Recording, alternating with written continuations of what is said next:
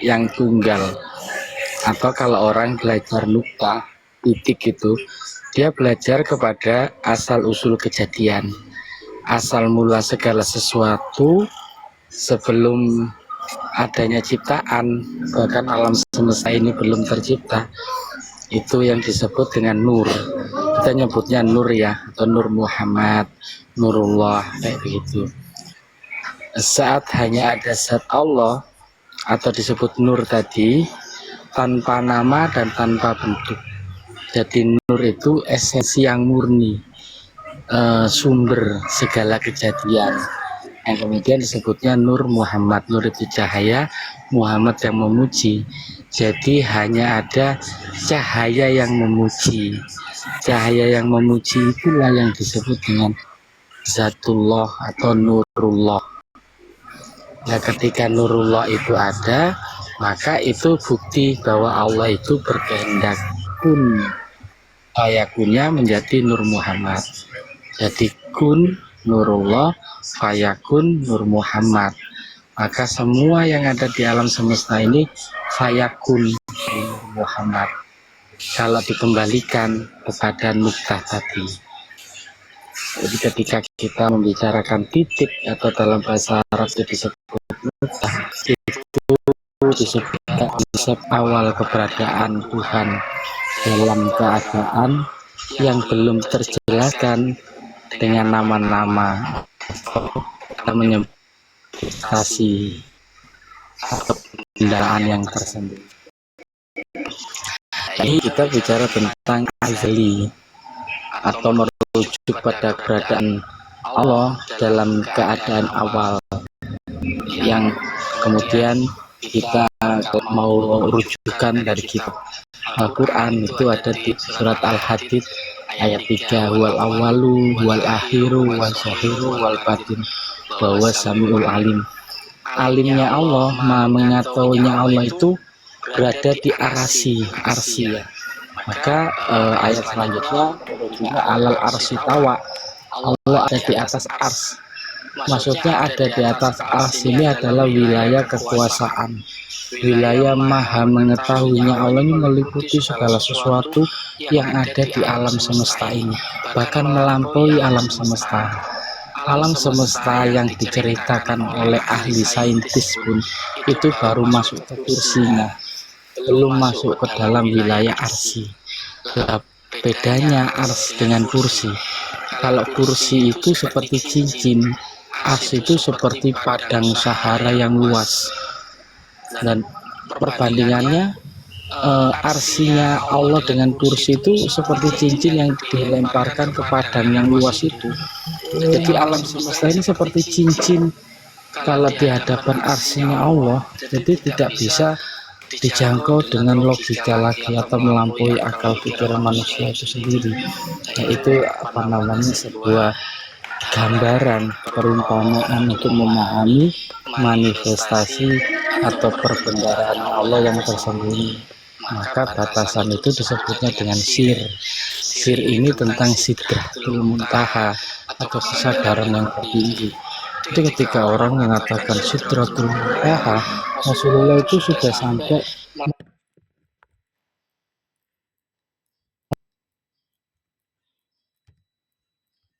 dengan alam semesta, kita bekerja dan sebagainya, itu pun ibadah dalam rangka jihadin nafsi dalam hal urusan dunia. Urusan lawan nafsu, kita mengendalikan diri, pendengaran, karena memang sifatnya itu nafs, itu sendiri. Nanti orang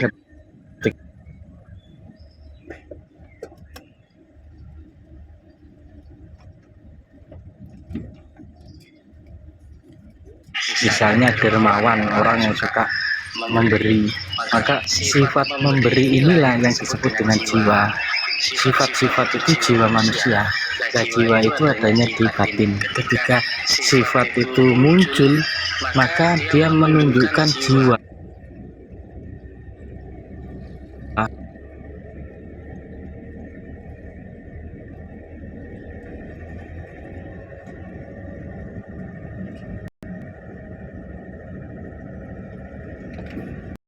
jiwanya sudah bangkit, maka otomatis raganya akan mengikuti jiwa tadi. Atau ketika nafsu ini sudah terkendali, maka tubuh ini lebih tenang menjalani kehidupan. Setelah dunia dikendalikan, hawa nafsu dikendalikan, kemudian setan itu dimasakkan yang mengikuti darah, yaitu bagian dari diri manusia yang cenderung selalu berbuat kerusakan. Sifat alamiah yang ada dalam diri manusia itu dipengaruhi oleh darah. Darah itu dari apa yang kita makan. Maka orang-orang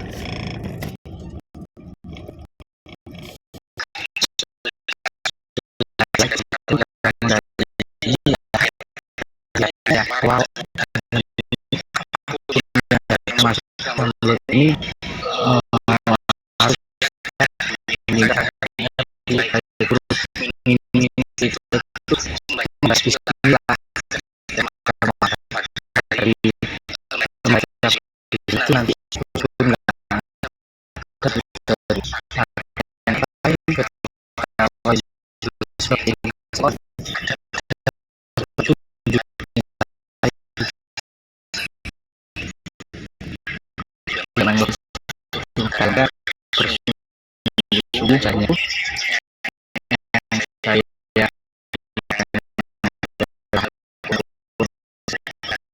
ya bagi fitrah manusia yang termasuk suci di sini Allah kan manusia dalam harga diperjalankan menuju kepada Allah dalam tanda kutip itu tadi, yaitu mujahadah, menuju kepada Allah dalam hal mujahadah, jihadun bin nafsi, bersungguh-sungguh di dalam mengendalikan diri tadi, itu akan memberikan dia petunjuk-petunjuk untuk kembali ke fitrah. Nah, setelah suci kembali ke fitrah, perjalanan itu sendiri akan menemukan banyak pengalaman. Dari pengalaman itu yang disebut dengan makom. Nah, makom di sini hakikatnya adalah martabat ruh atau perjalanan ruh atau pendidik ruh.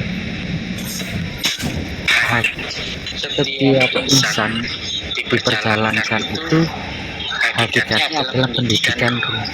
Pendidikan bagi ruh itu yang menyaksikan, dia yang akan bercerita ketika ruh itu diperjalankan. Setelah jasmani meninggalkan dunia ini, dikembalikan ke asalnya, maka ruh itu akan bisa bertanggung jawab. Dalam arti bertanggung jawab ini mempertanggungjawabkan segala perbuatan di dunia, dalam arti dia bercerita apa yang sudah dilakukan semasa hidup di dunia. Dia bisa bercerita. Berceritanya ruh ini menggunakan jiwa. Jadi jiwa ini adalah sebagai kendaraan atau alat bagi diri ruh untuk menceritakan perjalanan hidupnya. Jadi ketika bertanggung jawab yang dikatakan nanti sama Allah itu mempertanggungjawabkan segala perbuatan adalah sebuah cerita, kisah perjalanan hidup ruh itu sendiri semasa hidup. Kamu pakai untuk apa saja, digunakan untuk apa saja, ini dia akan bertanggung jawab, bercerita. Ketika bercerita, dia jiwanya yang bercerita, jiwanya yang berbicara. Ketika jiwa berbicara itu dibiaskan, ibaratnya adalah berkata kaki kita, berkata tangan kita, mulut dikunci, berkata seluruh anggota tubuh kita. Dalam konteks segala amal perbuatan diri ditampakkan secara karena aku kita kembali ya. Selamat datang ke Allah. Assalamualaikum. Silakan Bang Amanga. Iya silakan, Kang bikin apa bisa turun ya? Oh, ini lagi terima telepon kan? Enggak, ya mungkin masalah jaring kali. Tadi di sini itu kayaknya itu bayangan gitu. Di sini bayangan. Silakan lanjut. Ya silakan, ini siapa Bang? Udah selesai. Masya Allah.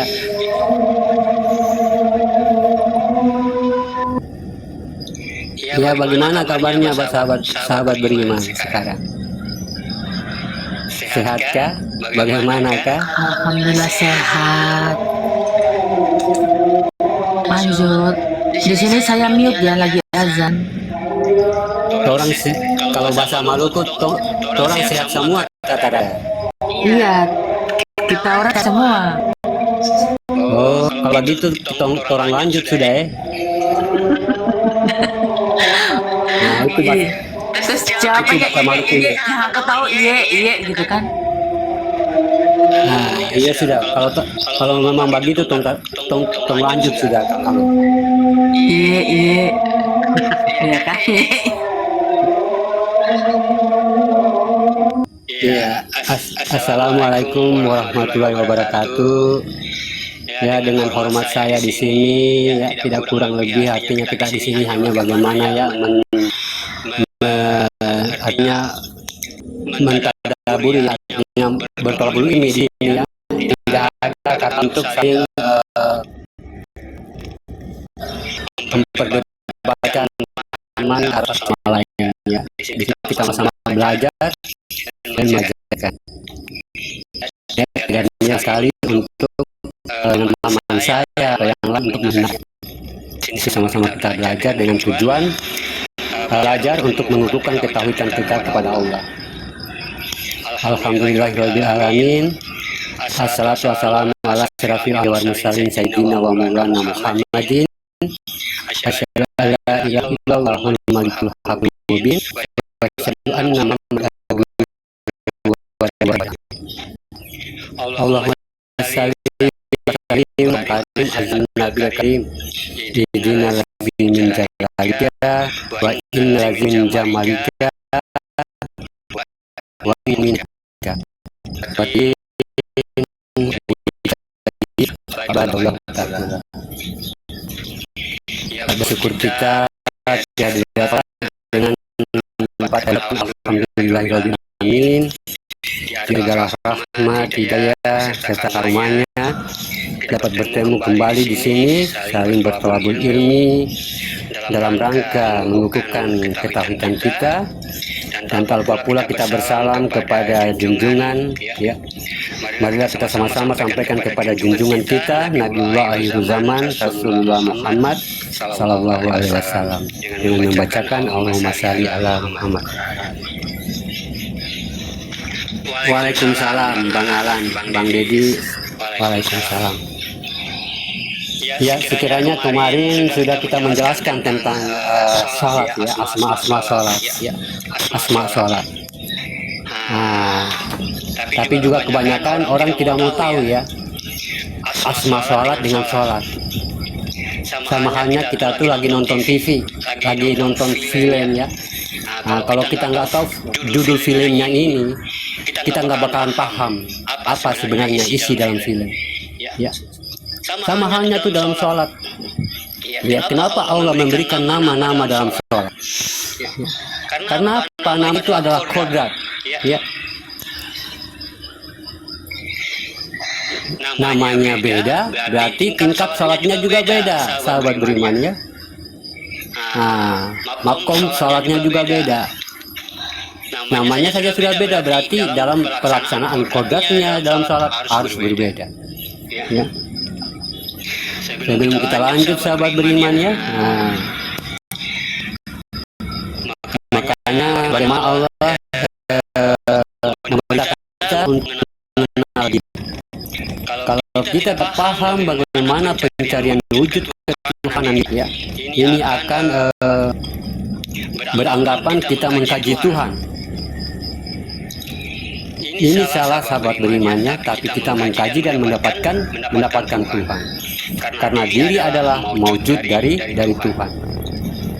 Ya, jangan ada rasa keterpisahan kita dengan Tuhan, sahabat beriman. Ya. Jangan ada kata-kata keterpisahan. Kalau kita memahamkan, mengkaji, ya, jangan ada rasa keterpisahan. Begitupun juga kita memahamkan. Ya, jangan ada rasa keterpisahan di dalam pencarian tadi. Ya, cepat sambut dengan pandangan kita. Ya, bahwa yang dikaji ini adalah maujudnya adalah kita sendiri. Inilah yang dikatakan batin yang terlihat. Ya, manusia itu adalah wujud, ya, wujud batin Allah yang terlihat. Bukan seorang manusia yang mengkaji tentang Tuhan. Ya. Asma Allah itu hayat pada diri sahabat beriman, ya, menerima sifat apa yang dikatakan sifat, bersifatnya Allah pada sebuah maujud yang dikatakan diri. Jadi tidak ada pembahasan ketuhanan di luar. Ya. Semua pembahasan ketuhanan itu semua di dalam diri kita. Semua kembali pada diri. Makanya kita harus benar-benar memahami sahabat beriman. Yang kita kaji ini adalah maujudnya Allah yang bernama diri. Cuma diri jangan dikasih nama dulu, ya, sebelum kita memasuki masa iman. Di dalam masa ilmu tak ada penyebutan sebuah diri. Tidak ada penyebutan sebuah asma. Ya. Tidak ada penyebutan sebuah asma, sebuah diri. Tetapi adalah diri yang berdiri. Jadi kalau kita bagaimana Tuhan ilah badal tunggal, itu pasti pemahaman itu artinya kemaujudnya, ya, kepada diri itu sendiri. Innal toha, innal loha, innal insanu, masakinal ulwal magido. Ini akan bermuara pada tingkat kerahasiaan. Apa tingkat kerahasiaannya? Bersifat dan bertingkahnya Allah pada rahasianya. Maka maujudlah jika jadi. Inilah yang dikatakan sin. Ya. Sin itu atau nas, ya, nas itu atau yang dikatakan manusia.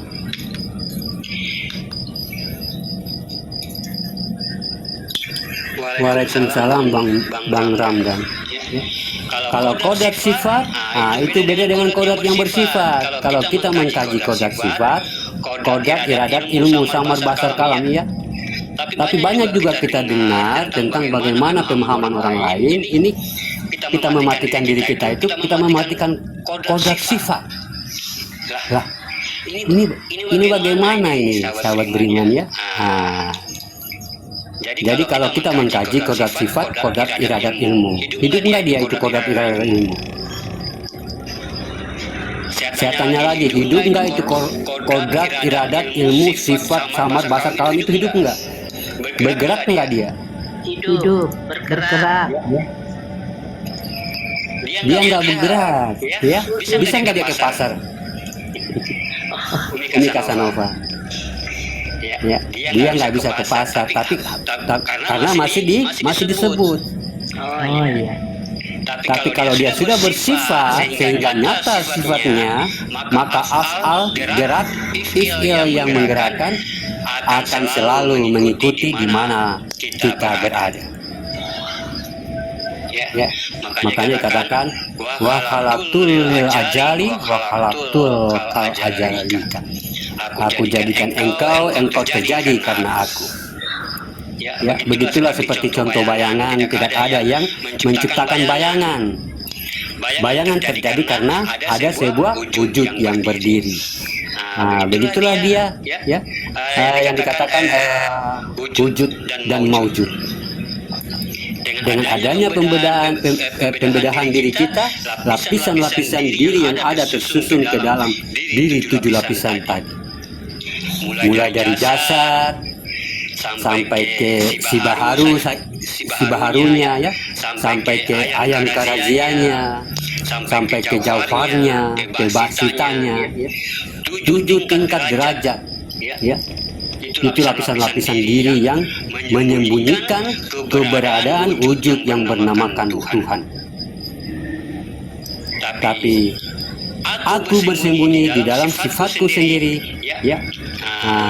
Sifatku adalah diriku juga. Jadi yang memboleh, artinya yang menandakan diri, Kalaulah kita tahu diri ini ya, mewujud Allah, bukan berarti diri tanah atau dari mani ya, atau kita ini dari tanah atau dari mani, tidak boleh ya. Tidak boleh kita mengatakan kita dari mani atau dari tanah ya, melainkan inna lillahi ya, dari Tuhan kembali kepada Tuhan. Contoh kita melihat telapak tangan kita, sahabat beriman. Coba lihat telapak tangan kita. Coba sekarang kita melihat telapak tangan kita. Wujud Allah pada batin, mewujud pada rohani, nyata Adam pada jasad. Berwasilah Allah, batin nyawa bagi diri ya, berwasilah Muhammad bagi diri rohani, bagi kita zat bagi Allah, dan ayat Allah bagi diri, dan nur bagi Muhammad. Itulah diri Isa bagi kita ya. Makanya sahabat beriman, jasad ya adalah dari dirinya Allah. Itu jangan kita mengatakan kita dari tanah ataupun dari setetes mani ya. Jadi sebelum itu kita lanjut bagaimana kita mengkaji tentang sholat ya, tentang asma-asma sholat, sahabat beriman ya. Ya kemarin malam ya, mungkin pernah kita sudah mengkaji yang tentang sholat maghrib dan isya ya. Ini juga nanti saya ulangi ya, kalau belum ada yang memahami atau yang belum mendengarnya ya. Sholat asar ini adalah sebuah kode yang mana perbuatan di Fatihatun Nasun. Fatihah itu kodenya sholat. Iya, makanya di mana-mana sholat itu ada Al-Fatihahnya ya. Nggak ada, tidak ada Al-Fatihah. Nah, makanya Al-Fatihah ini kodenya sholat. Dikatakan Fatihatun Nasun. Al-Fatihah terhadap berat. Bagaimana Fatihatun Nasun ini adalah terhadap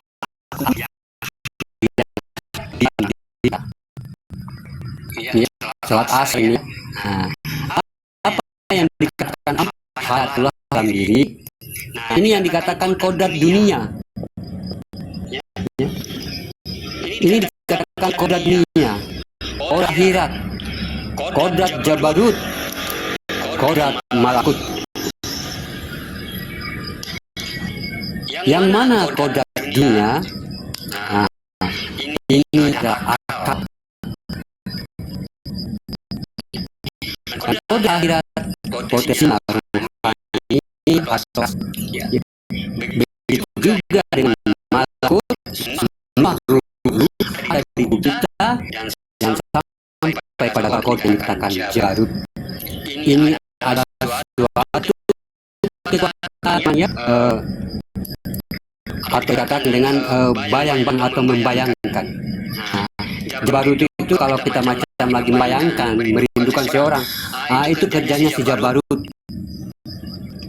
ya. Itu kerjanya si Jabarut, alam Jabarut dalam diri kita. Kalau kita lagi membayangkan macam-macam, ini tadi malam kita belajar nggak ini ingat ini ya, ingat ini, itu ya yang mainin baru ya. Itu termasuk sebuah kodat yang bisa dipakai dalam perbuatan-perbuatan tajali ma'rifat ya.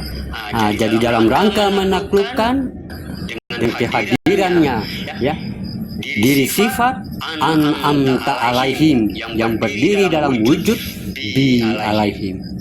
Disinilah kita melihat dan menyaksikan wujud diri. Nah itu aku, am itu terlihat, ta'ala itu Tuhan, ihim itu berwujud diri. Disinilah dengan adanya berdiri atau diri sifat, maka bersifatlah alam yang empat ini atau kodat yang empat ini dibawa ke Fatihah Nasun. Kita ini Al-Fatihahnya ya. Orang yang sholat itu yang berdiri itu Al-Fatihahnya, makanya dia kodatnya Al-Fatihah. Sholat itu kodatnya manusia ya. Tidak ada sholat itu yang tidak ada manusianya, semua dihadiri oleh manusia. Itu Al-Fatihah, itu Al-Fatihah, makanya dikatakan Fatihatun Nasun ya, atau sifat bagi diri. Jadi kalau kita mendirikan asar, ya sahabat beriman ya, itu kita menundukkan kodrat dunia tadi. Ya, kita menundukkan 4 kodrat dunia, akhirat, jabrut, dan malakut sebagai kodrat yang mutmainah, ya, sebagai kodrat yang benar pada diri kita, ya, kodrat yang sempurna, kodrat yang hayat, dan kodrat yang kuat sehingga dia tidak bisa lagi berbuat seenaknya atau sekehendaknya karena dia takluk kepada wujud sifatnya Allah atau diri jasad kita. Ya, ini ikatan berdirinya Al-Fatihah, ya, dengan Fatihatun Nasun. Ya, tadi diri batin Allah dan diri yang membawa sifatnya Allah, membawa 4 kodrat ini untuk sempurna menjadi menyembah Allah. Ya, jadi celah-celah dari kekuatan tadi kita lihat, ya, banyak orang cari sedar lupa karena Allah, ya. Banyak orang yang mencari dunia lupa dengan Allah. Banyak juga orang berilmu tapi lupa dengan Allah, ya. Banyak melihat, banyak yang dikatakan Allah, ya. Banyak sahabat beriman, ya. Banyak orang yang belum lupa dengan Allah, banyak. Karena apa? Karena potensi dan kekuatan itu belum takluk di dirinya. Potensi 4 kodrat tadi itu belum tunduk kepada dirinya. Akhirnya apa? Akhirnya diatur oleh kekuatan, ya, sehingga kehidupan khasnya hidup, ya, ini menjadi kehidupan. Kehidupan dengan hidup itu beda. Kehidupan itu makhluk, hidup itu bukan makhluk. Ya, Allah, hayatnya Allah, ya, sudah terpengaruh oleh kebiasaan seniman. Ini akan merusak rohani.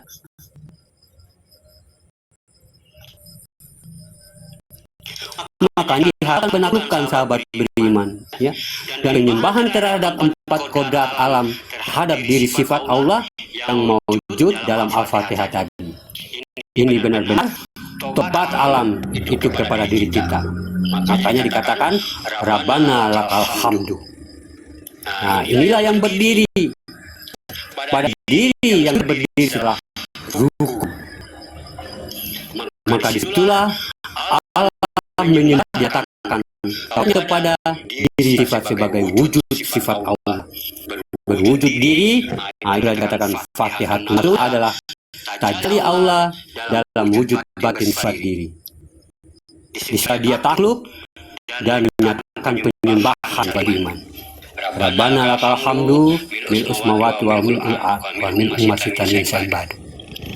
Ya Roh kami, bagi Engkau lah segala puji yang memenuhi langit dan bumi. Ya, ini alam yang berkata kepada jasad kita. Ya, dia sudah memandang kita itu sebagai Robbil alam.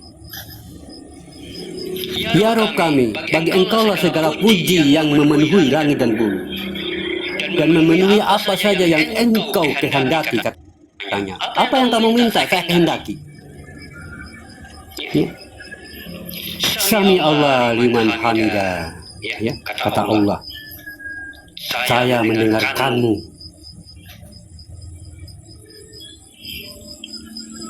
Subhana rabbil azim wa bihamdi, subhana rabbil azim wa bihamdi, maha suci Engkau ya Allah, ya Allah, wakasya.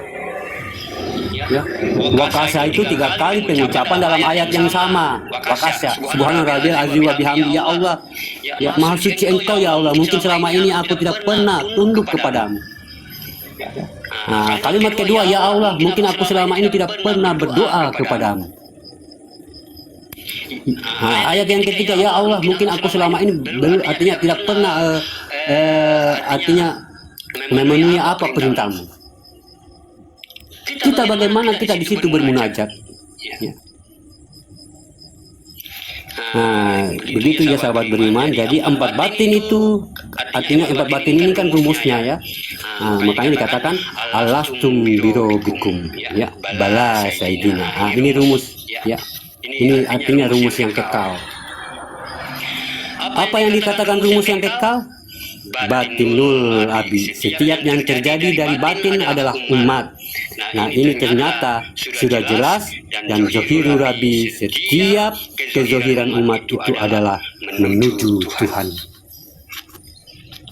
Jadi kezohirannya ini disembahlah oleh batinul abi tadi ya, empat kodrat alam yang ada pada asar tadi. Jadi dengan kita memuliakan tujuh sifat Allah dalam kodrat sifat, an'am ta'alaihim disaksikan oleh diri sirbi alaihim, dan berdiri ya gagahnya ya dalam pelukan amin. Makanya dikatakan amin itu diri ya.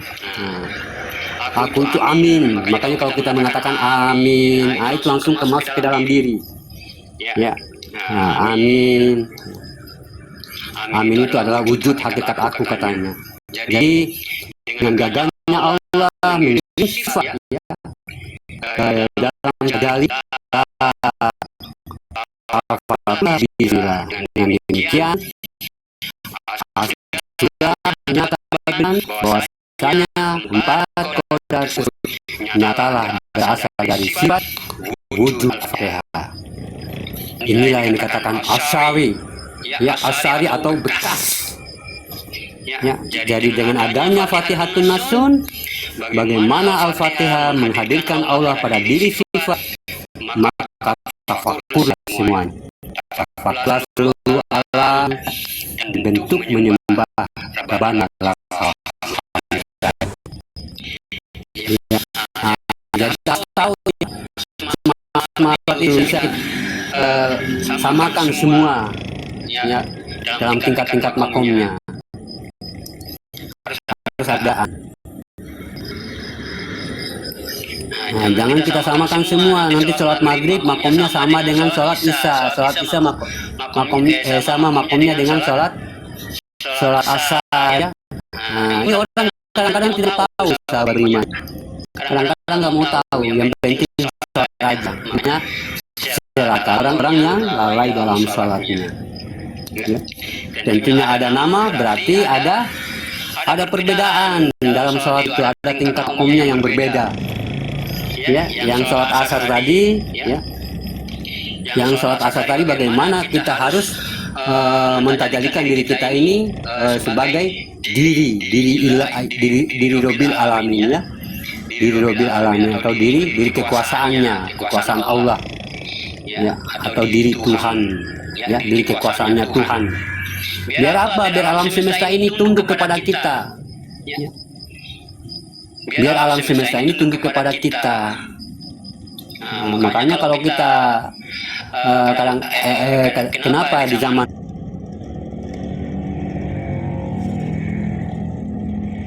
Nabi itu kalau Nabi kita ini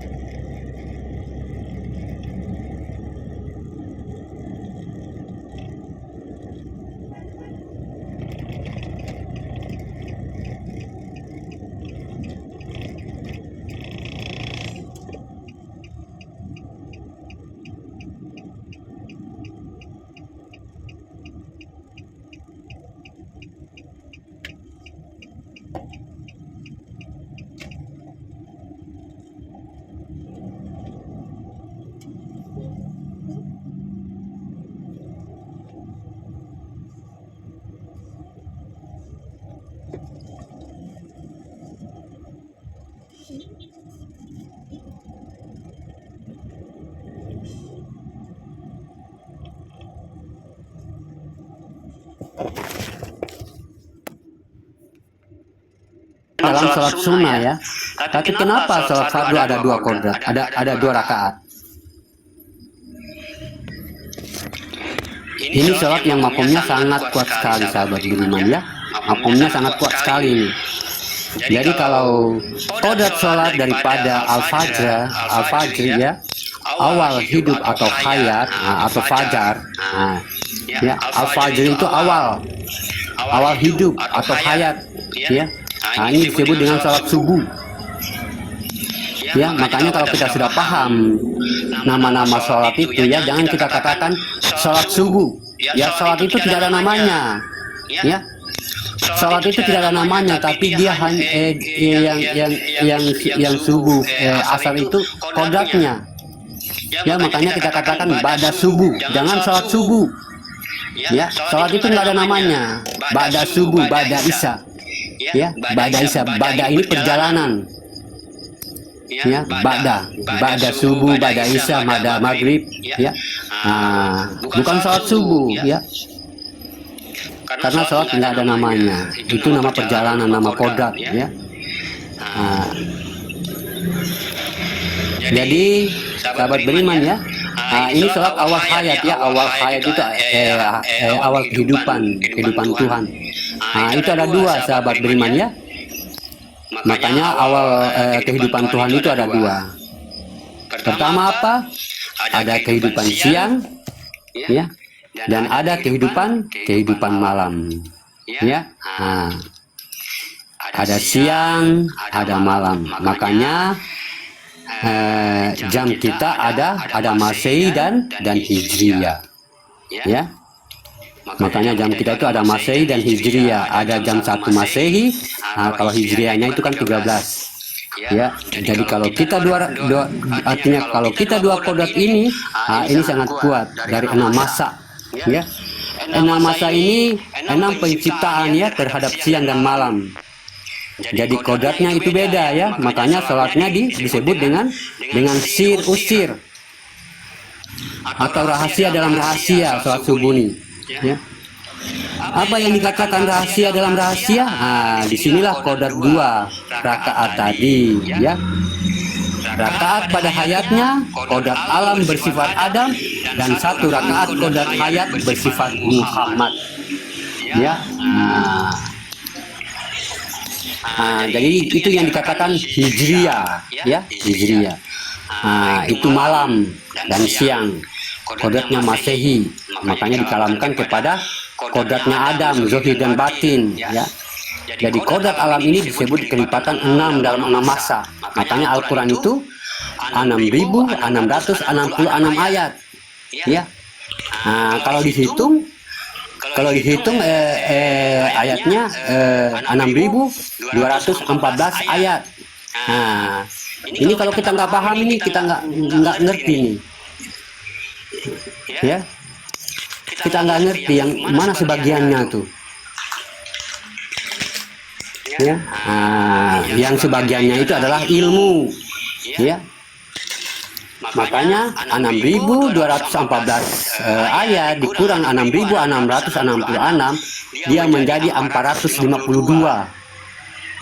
Ya, sisa menjadi 452 ayat. Ya, 4 ini alam. Ya, tanah, air, angin. Kalau 5 apa? 5 itu batin, isya, subuh, lohor, asar, maghrib. Ya. Kalau 2-nya apa? Diri zohir dan batin. Itu semua ilmu. Ya. Jadi kalau 2 kodrat tadi, kodrat Muhammad, ya, dan Adam pada sifat sir usir tadi melahirkan 2 perkara. Ya. Makanya kalau kita memahamkan ini harus paham juga falakiyah. Ya, jangan kita cuma memahamkan jabariyahnya. Ya, jabariyah harus paham falakiyah dan hijaiyah. Kodrat dalam hijaiyah, huruf-huruf hijaiyah yang tersirat. Ya. Ini namanya kajian, ya, kajian harus lengkap falakiyah, hijaiyah dan jabariyahnya. Jadi sir usir ini ada melahirkan 2 perkara, ya. 2 perkara ini 6 tambah 6 sama dengan 12. Ya, 6 tambah 6 sama dengan 12. Makanya 12 bulan itu 1 tahun, ya. 6 kuasa Adam, 6 kuasa Muhammad, ini 6 masa, ya. 6 kuasa Adam, 6 kuasa Muhammad. Ini yang menjadikan 12. Ya. Ya, 12 artinya arti 12 ini kalau dihimpun menjadi 3 dalam naungan kodrat Allah Muhammad dan Adam tadi, maka dikatakan 2 rakaat. Ya, ditajali daripada sir dan usir. Sir daripada Adam adalah Muhammad, usir daripada Muhammad adalah Adam. Ini kebangkitannya, makanya makomnya adalah ya. Itu zat. Jadi tajalinya dia menguasai hayat atau al-fajar. Ya. Kalau fajar itu kan artinya mulai bangkit ya, atau mulai berdiri dalam rangka menuju zuhurnya. Ya. Artinya mengambil kubah, ya, dia mengambil kubah. Apa itu dia mengambil kubah? Kubah itu martabat Tuhan. Inilah yang berdiri satu pada kubah alam. Ini yang direbut dalam sholat zuhur nanti.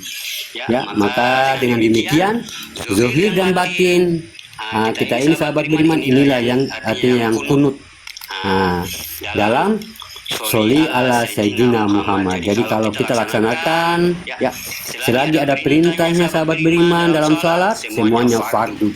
Tak ada sunnah di dalam sholat ya. Jadi apapun itu fardu. Jadi kita belajar sahabat beriman ya, kita harus belajar ya, bagaimana kita mendirikan 2 kodrat tadi kepada kodrat zohir menuju Adam, tubuh dan kepada dalam batin rohani menuju diri atau menuju hati. Ini 2 napas. Ya, 2 napas itu ada di atas, ada di bawah dalam satu tubuh. Ya, di saat kita sholat subuh ya. Jadi kita harus benar-benar ya mematrikan Al-Fatihah ini ya. Dia wujud dengan zohir dan batinnya pada subuh untuk menuju kepada uluhiyah hayat, yaitu zuhur. Ya, 2 napas itu atas atau bawah. Nah, itulah bagaimana tentang sholat subuh tadi ya, hakikat sholat subuh. Ya, kenapa terjadi?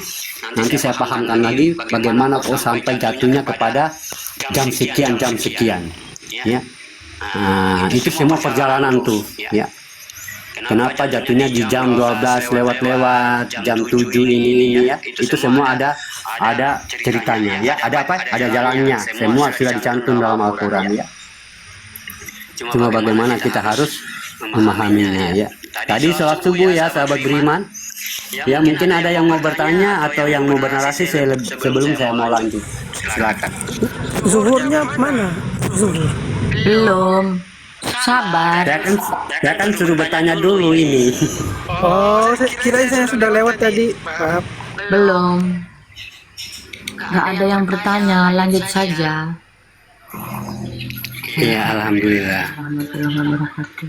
Nah, lalu bagaimana dengan sholat zuhur? Ya, kalau sholat Jumat itu kan membuang karma ya. Kalau hakikatnya sholat Jumat itu membuang karma. Ya, karma kita dalam satu minggu kalau tidak baik ya sholat Jumat. Menghapus karma-karma dalam satu minggu itu. Ya, kalau kita nggak sholat Jumat berarti senantiasa menjalani itu karma-karma itu, yang karma-karma yang seminggu lalu kita kembali lagi merasakannya ya, dengan hari-hari yang datang. Itu kan laki-laki. Kalau perempuan bagaimana membuang karma? Ya, kalau perempuan ya kita sholat zuhur aja di rumah. Oh siap, tapi sama-sama Jumat ya. Iya, sama artinya memang Apa itu? Kalau kan lagi musafir nih, kadang jauh masjid mau pergi Jumatan, itu kalau diganti sholat zuhur bisa nggak? iya, tapi dengan artinya dengan alasan yang tertentu ya. Jangan dekat masjid, tidak mau sholat jangan. Aina, kamu Soalnya Warahmatullahi wabarakatuh. kadang saya ambil cuti Bang Yuda, dalam 2 minggu sekali sih saya ambil cuti. Iya.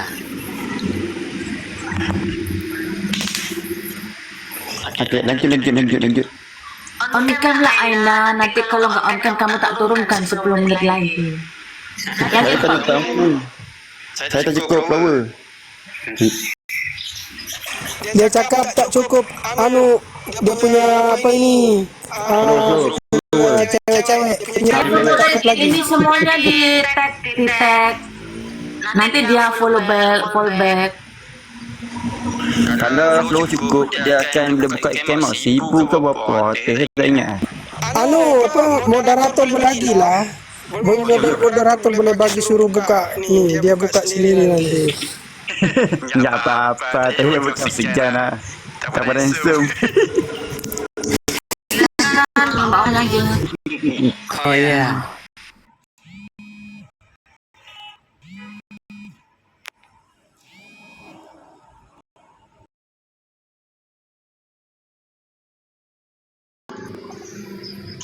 Makanya bahasanya tajali faihatun nasun berhadapan dalam rangka ilahi nas dengan Robil Alamin, berdirinya sifat ketuhanan manusia pada ketuhanan dari alam. Ini adalah al-abidun wal wahudun wal ahadun, ya. Ini adalah dalam rangka penyembahannya kodratku pada wujudku sendiri, ya. Tajali yang ada di sini sahabat beriman, apa hubungan rakaat atau bada ini atau waktu ini? Apa hubungan waktu nama ini, waktu ini dengan sholat?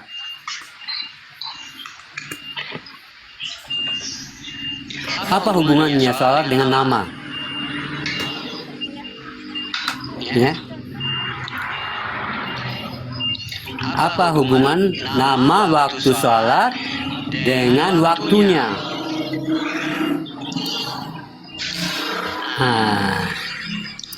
Hubungan waktu ini di dalam sholat dengan namanya berhubungan adalah kodrat Al-Fatihah. Jadi kita jangan salah memahami sahabat beriman, ya, bahwasanya terjadinya dua tajali di dalam sholat itu adalah yang menyembah dan yang disembah. Ini kodratnya nih, ya, fungsi Al-Fatihah dengan fungsi ayat atau surat yang dibaca sesudah Al-Fatihah itu adalah mewakili asma sholatnya. Ya, kalau sholatnya zuhur, kita lihat sholat zuhur itu bernama zuhur, ya. Zuhur ini dengan sholat apa hubungan hakikatnya, ya. Jangan nanti kita lakukan rakaatnya, tapi hakikatnya zuhurnya kita tidak tahu, ya. Kita tidak tahu hakikat zuhur dengan waktu. Kita tidak tahu, ya, zuhur ini namanya, ya. Sholat itu tak bernama zuhur, ya, tapi sholat adalah ba'da zuhur, ya. Dikatakan ba'da zuhur, ya. Sholat itu nggak memiliki nama. Jadi zuhur ini nama ba'da, ya. Nama perjalanan waktu atau perjalanan batin, ya. Sementara rumus sholat ini adalah wujud batin dan dalam batin, ya. Wujud batin dalam batin, ya. Diri batin dan alam batin. Nah, inilah yang akan mempertemukan antara ilahi nas, ya, dan Robil Alamin, ya. Nah, kita sholat zuhur, ya.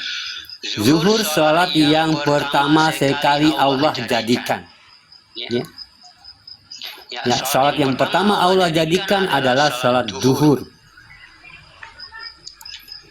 Makanya dalam Al-Quran Allah katakan, sholatlah kamu dari awal tergelincirnya matahari, ya. Tapi kenapa dikatakan zuhur? Sementara hubungan kita menghadap Allah di dalam sholat dengan makom sholat ini yang harus diperjelas. Kemana arahnya fungsi kita, ya. Sebagai sebuah wujud yang berhadapan kepada wujud, ya, dengan makom sholat ini sudah ada hubungan. Artinya ibarat kita menonton film, ya.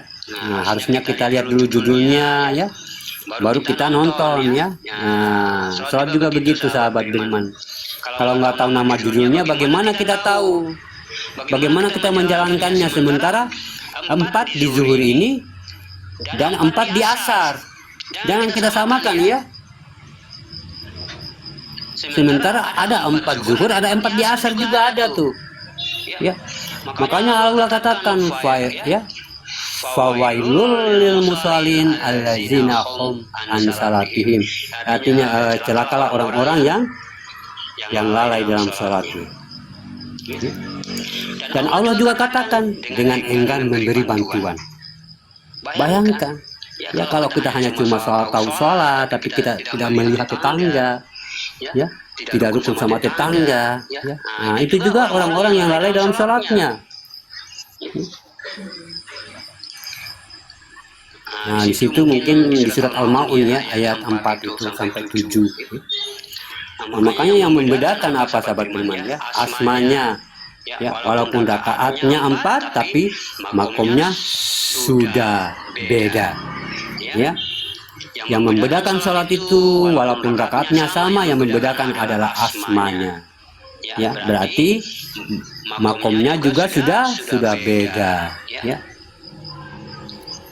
Jadi, lalu di mana penempatan rahasia zuhur ini? Kenapa pada zuhur dan kenapa namanya zuhur? Ya, kalau kita menghadiri misi ketuhanan dalam perjalanan zuhur, artinya perjalanan waktu, ya, namanya bada, ya, ba itu batin ya, dal itu perjalanan. Ya, makanya dikatakan bada, ya, perjalanan batin, ya, atau perjalanan batin Allah, ya, dalam rangka wa aina buduna haza siratum mustaqim. Nah, itu dalam rangkanya tuh, ya, sembahlah aku itu jalan yang lurus, ya. Tapi bukan hanya kita, ya, kita sebagai imannya Allah, ya, sebagai imamnya Allah, kita adalah sebagai imamnya Allah, sebagai maul hayat, memimpin sekalian alam, ya. Nah, beribadah kepada Allah. Makanya simpan kalimat saya sahabat beriman ya. Ini yang dikatakan khalifatullah, ya. Nah, jadi kita yang memimpin semuanya beribadah kepada Allah, alam semesta, ya, hewan-hewan, ya. Nah, semua itu adalah ini yang mewakili kita ini. Makanya dikatakan tholibatulillah, ya, pembawa tholibat itu pembawa amanah. Makanya berdiri setelah ruku itu sudah jelas. Rabbana lakal hamdu, ingat, lakal hamdu mil usmawati wa mil ard. Nah, ya. Nah, ini ada hubungannya dengan langit dan bumi atau alam semesta ini ya, atau meliputi sekalian alam. Jadi kalau zuhur di sini ada 4 kodrat yang disirkan oleh Allah. Kenapa disirkan? Karena di situ tidak berkalam. Ya. Kenapa tidak berkalam? Karena dia menjatuhkan atau merubuhkan atau memiringkan atau menundukkan kodrat daripada alam untuk menyembah kepada kodrat Allah. Ya. Makanya dikatakan An-Nuru, ya. Nah, Nuru ini dikatakan Nuru ini dikalahkan ya. Nah, An-Nuru ini dikalahkan oleh Nurullah. Ya, An-Nuru ini alam. Ya, An-Nurullah ini jambi. Nah, ini dirinya ya. Nah, jadi analisis. Itu dah di Tuhan.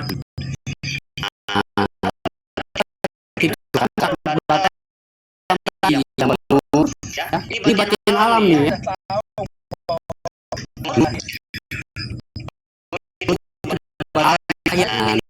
Ini akan ditentukan, ya. Ini lapisan ya, ada lapisan yang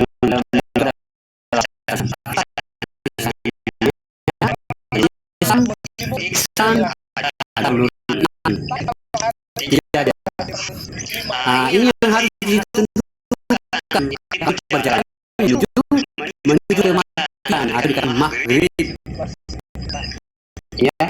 Nah, masuk ke maghrib, ya. Nah, siang dan malam. Nah, ini pertama nur, yang kedua Adam. Ini artinya perjalanan berjalan kepada kodrat. Nah, apa itu artinya? Nah, energinya alam. Nah, apa? Air, ya, air, tanah, ya, nah, api. Nah, energinya Adam ya. Ini yang harus ditundukkan. Ini yang harus ditunjukkan. Ini akan tunduk kepada guru atau yang terlihat, atau yang katakan jasad kita atau TH. Ya. Makanya na'an amta alaihim, TH yaitu na'an amta alaihim yang terlihat dan mereka melihat dari atas. Ya. Alam semesta ini melihat dari atas, melihat kita dari atas, ya. Dari atas ke bawah, di bawah itu ada bi alaihim itu, bi alaihim. Itulah keumatan, ya.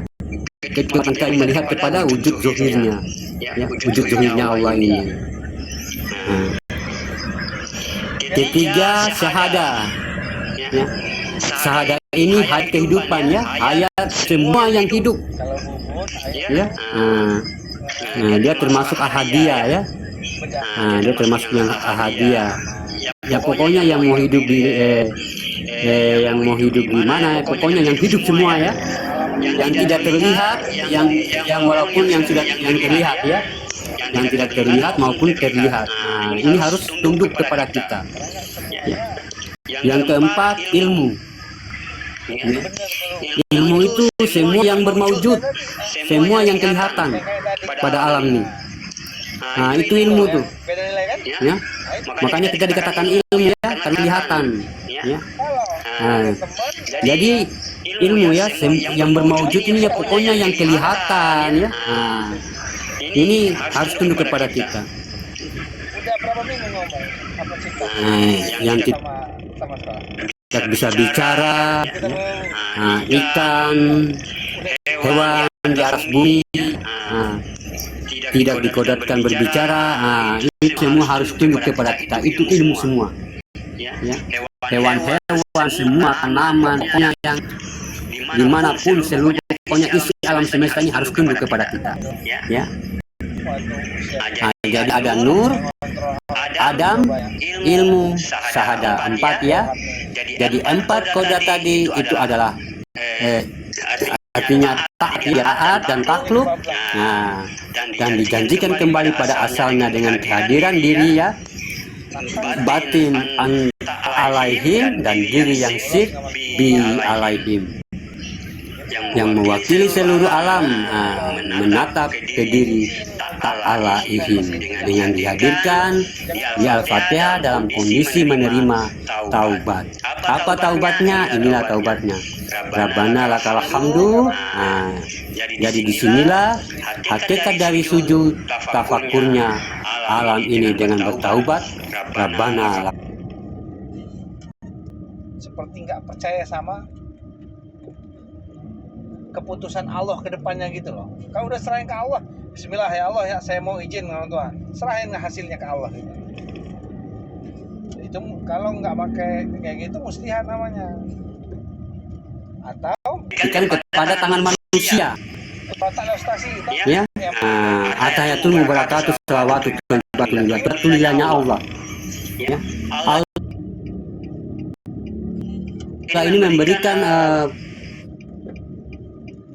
artinya perantaranya alam semesta ini, biar kita itu senantiasa menjaganya, ya, menjaganya dengan apa? Ada yang menjagakan manusia. Kalau manusia nggak sadar, ini akan hancur kami. Makanya dikatakanlah Allah, ya. Allah datang, kita mengikat, ya, janji itu, Allah datang kepada kita. Assalamualaikum ya ayuhanan nabiyyu wa rahmatullahi wabarakatuh, ya. Lalu kita balas di situ, assalamualaikum wala ibadil sholihin. Langsung kita bersaksi, asyhadu an la ilaha illallah wa asyhadu anna muhammadar rasulullah, ya. Kama salata ala Ibrahim, sesungguhnya diriku inilah yang Ibrahim, ya. Wala ali Ibrahim, ya. Ibrahim itu yang diri rahim, ya. Muhammad itu disifat, ya. Itu diri sifat. Bagaimana diri sifat ini artinya sudah juga memiliki sifat rahim, Ibrahim, ya. Alif di situ ada ba, ada rahim, ya, Ibrahim, ya. Atau dikatakan dalam kedudukan makomnya itu kesadaran, sifat rahim, ya, sifat kesadaran. Makanya Ibrahim itu di langit ketujuh ya. Nah, tingkatannya dia kesadaran sifat rohani. Ya, nah itu sahabat beriman ya. Jadi mungkin ada yang mau bertanya, silakan. Sampai selalu kami Indonesia.